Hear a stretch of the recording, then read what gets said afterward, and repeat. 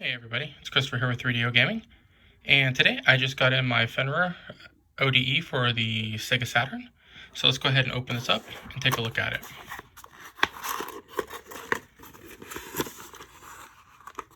So here's the device, one little board, and this I'll install where the CD drive is currently on the Saturn. There's the cable you need, and instruction manual, which from everything I've seen, it's really simple to do. So I'm going to go ahead and start on this, and I'll be recording it for you guys so you can take a look at how it's done. And I'll be back. So this is the Sega Saturn model I will be using to install the Fenrir. And what I'll need to be doing, I'm going to flip this model over, take out the bottom screws of the device, and on this model, on the back here, there's an extra screw right here that needs to be taken out. So you have that screw to take out, and I'm going to flip my model over, and I'll show you which screws to take out on the bottom here, and then I'll start the installation process. On the bottom of the Saturn unit, you're going to have 5 screws that you need to remove. 1, 2, 3, 4, and 5. And on some units, as I showed you earlier, you'll have a 6th one right here that you need to remove. So you must take out all of those screws so that you can take the housing off the Sega Saturn. Once you have the 5 screws removed, flip the system back over, and remember the one on the back. And all you do, you just lift up on the system and the top part will come off. So one thing you want to be careful when you lift the top cover of the Saturn, you have cables up here that are still connected. So when you lift up, it's going to look like that. So you want to be careful with these cables up here that you don't pull too much and dislodge them. But right there is the CD tray, and that's what we'll be removing. So this one here, you have enough give to lean it against you or to prop it up against something, but you don't want to jerk it out real quick or really hard because you can damage something you don't want to repair. So the CD tray itself just sits on there. So it just comes right off those 4 posts. Post right here where the CD tray connects. When removing the CD tray itself, you're going to notice 2 cables on this side here. These 2 need to be removed, so carefully you're going to pull them out this way on both cables itself. There's another cable you got to take out on the left side. It's going to come right there, and that's just a ribbon cable like this, and it just pulls out. Just pull it out gently, and it pops right out of the system. That's what the CD drive will look like after it's been removed from the system. So remember, you have these 2 cables here that you had to disconnect. You have a ribbon cable on this side right there that you disconnected. And my unit had an additional cable going to the front right here that you had to unscrew this screw right here, and it pops right off. So now my unit is ready to have the Fenrir installed. All right, so I have the Fenrir drive here out now. This is a little bracket support they send with it. You're going to slide the Fenrir in on both sides, and it's basically just going to stand up like this. The Fenrir drive is really easy to install. You see the 2 holes there? That's it. Easy enough, right? I have the bracket on there to keep it steady. The Fenrir board does need power. Your power cable is this one right here. It's a 4-pin. And this tape here, you're going to need to remove this tape because you don't have room to, or not enough room to stretch it. So by removing this tape, you can move it a little closer. So I'm going to go ahead and do that now. I went ahead and removed the tape. So now with the power cable coming from the motherboard to here, you just literally just plug it in. Done. So now the Fenrir board has power, and then you just have to connect this cable here into this slot here. If you don't want to use your original one, they do come with one included, a ribbon cable. So now I'm going to go ahead and connect that. All right, so that's how it'll look when it's completed. So your board replaced the CD drive there. Use the 3D printed bracket to hold the board up a little bit, give it a little more support. Power cable going in. The ribbon cable, I used the identical one that came with the system to plug it in there. And now I'm going to be closing up the machine. So let's go ahead and do that, and we got to put the 6 screws back in place. All right, well, I got everything back in place, and here comes the moment of truth. Let's hit that power button.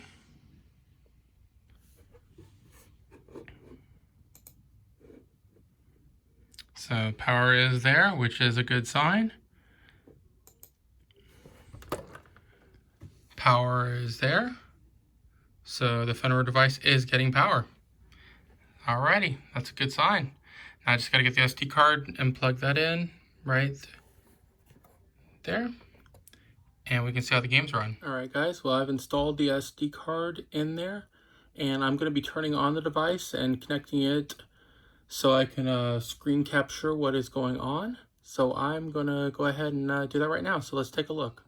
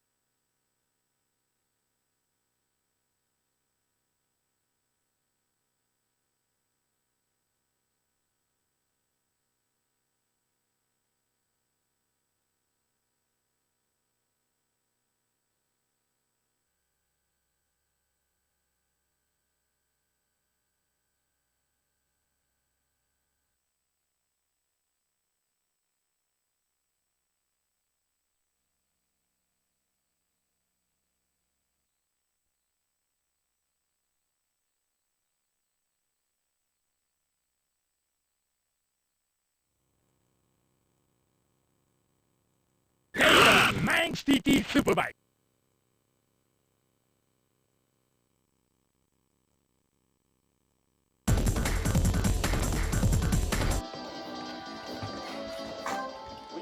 Alright guys, well I've chosen Manx TT to see how it runs. I'm using the Fenrir ODE on my Sega Saturn. And I'll be doing some more testing with this later on, but I just wanted to do one quick race here. One game to show you that it does work. It was an easy install. Really no problems at all using it. And I'm actually using my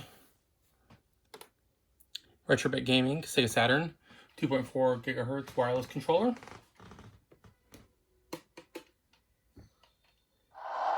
Get ready to race. This is my favorite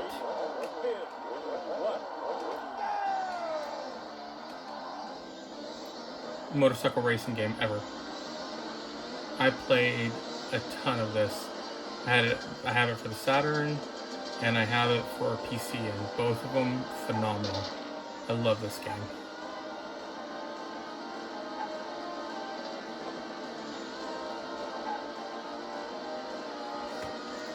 Phenomenal game overall. Controls are good. I love the style of it, where it's still an arcadey style racer. It's not as hardcore racing as say like one of the new games like TT Isle of Man. I was actually had high hopes for that game, and it looks gorgeous. Overall a good game. It's so precise. People that are not wanting to take this seriously and just want to pick up a game and have fun, that is not a game to pick up and have fun, in my opinion. It is difficult to control. You have to really work at it. Whereas a game like this, It's kind of like picking up Daytona USA for the Saturn. It's just pick it up and play, have fun. But I'm running it right now off the micro SD card, and it's running beautifully. One thing to just make sure you do when you go into the Fenrir, make sure you go into options and set it on which region you're going to be running games at. So if you're playing Japanese games, you have to switch over to Japanese there. If you're going to be playing US games, switch it over to the US region. If you don't, it'll take you to the start menu for the Saturn, and it won't recognize what you're trying to do. And you'll have to restart the console. And one other trick to make sure when you're setting up your Fenrir right, the last cable you plug in when you install the board is going to be that ribbon cable. The cable that you disconnect from your CD drive in your Saturn, you're going to be flipping it over and installing it on the Fenrir. So there's a little blue strip on the bottom of the cable that you disconnect from the ribbon cable from your CD drive. You're going to plug it back into the Fenrir with that blue side up. If you don't, you will not get a picture out of it.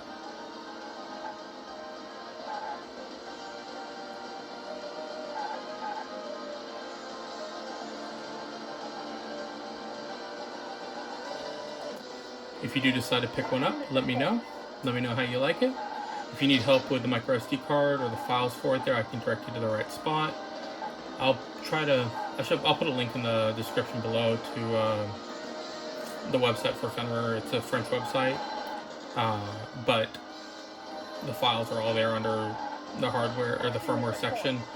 The only thing you have to do is you have to kind of search for one of the files on there. So if you need help with that, just send me a message and I'll help you out.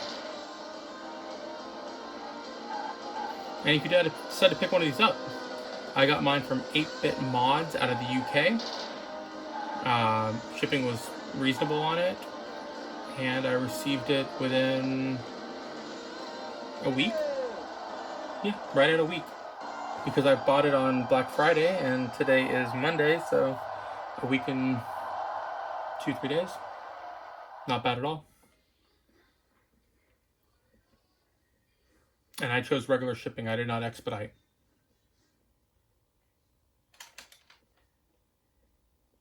So there was Manx TT for the Sega Saturn. Just wanted to show you that off. I'll be playing some more games on this in the coming days and recording it for you guys so you can take a look at it and take a look at some Saturn games. I love the Saturn, one of my favorite systems ever, if not my favorite system ever.